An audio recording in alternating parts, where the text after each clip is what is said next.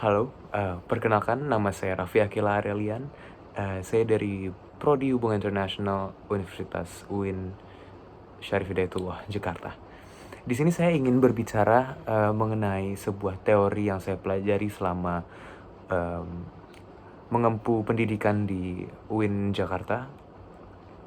Ada satu teori yang menurut saya menarik untuk dibahas, yaitu teori postmodernism. Postmodernism tersendiri adalah sebuah teori yang kita pelajari ketika saya ada di semester 3. Jadi untuk kita mengenal sebuah teori, kita alangkah baiknya memahami kelebihan, kekurangannya, dan juga latar belakang kenapa teori ini ada. Cuma pada kali ini saya akan membahas bagaimana teori ini memiliki sebuah kekurangan. Ketika kita membahas teori postmodernism dalam hubungan internasional, biasanya fokusnya adalah pada kemampuan teori ini untuk membongkar sebuah asumsi besar yang selama ini kita anggap benar, seperti konsep negara, kedaulatan, dan juga anarki. Itu sebuah konsep yang sering kali kita anggap benar.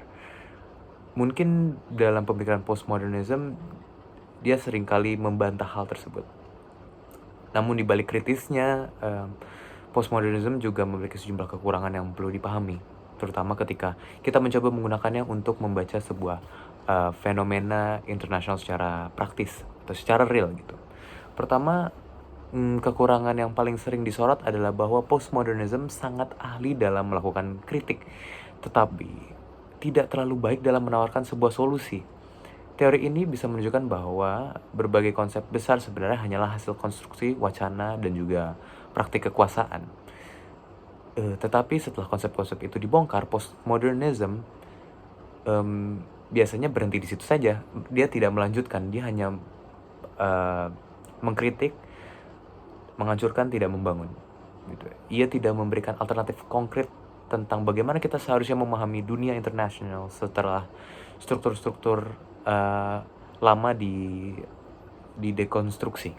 Jadi ketika kita membutuhkan teori yang bisa memberikan penjelasan operasional atau rekomendasi kebijakan, sebenarnya postmodernism ini cenderung untuk kesulitan memberi kita arah yang benar gitu. Karena ya memang ia sifatnya sangat kritis dan skeptis. Kedua, postmodernism punya kecenderungan relativistik yang cukup kuat. Jadi dia relatif banyak berubah karena ia menolak adanya kebenaran universal atau objektif yang mengatakan bahwa semua pengetahuan selalu terikat oleh relasi kekuasaan. Postmodernism seringkali tidak memiliki dudukan atau pijakan epistemologis yang stabil, jadi sering shifting epistemologinya. Di satu sisi, ini membuat kita lebih kritis terhadap kebenaran yang diklaim oleh teori-teori lain, misalnya teori-teori besar, arus utama, realisme, liberalisme. Namun di sisi lain, ketika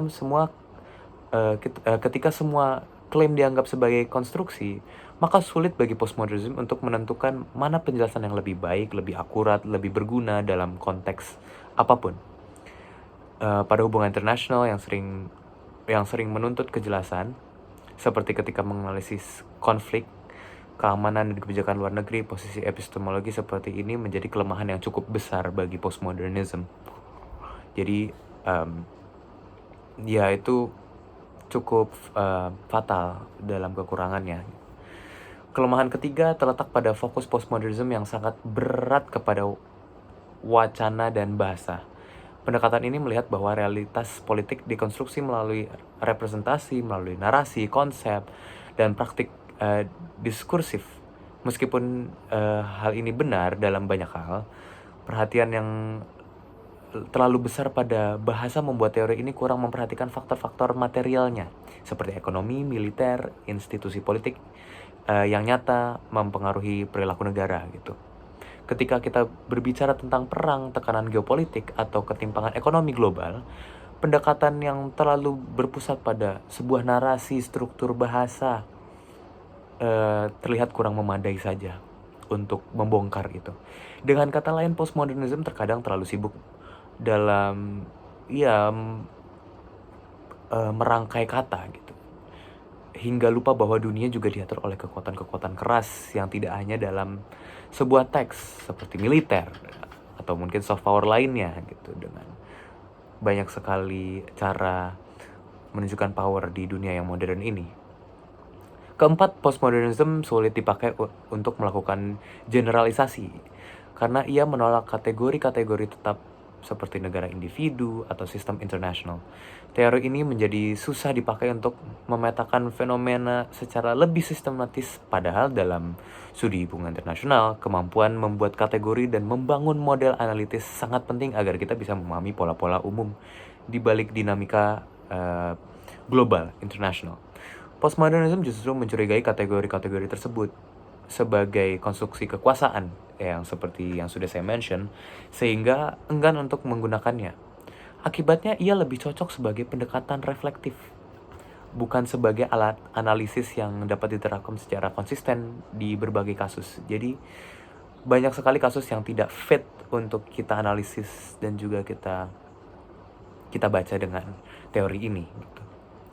Terakhir, kekurangannya postmodernism ini sering dikeluhkan adalah postmodernism terdengar terlalu abstrak, bahasanya rumit, konsepnya filosofis, dan analisisnya sering terasa jauh dari realitas kita sehari-hari dalam politik internasional.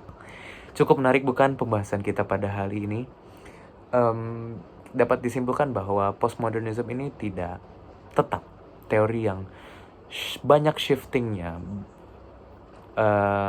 banyak relatif lah. Jadi banyak tidak ketetapan seperti epistemologi, ontologi, dan juga mungkin metodologinya selalu berubah.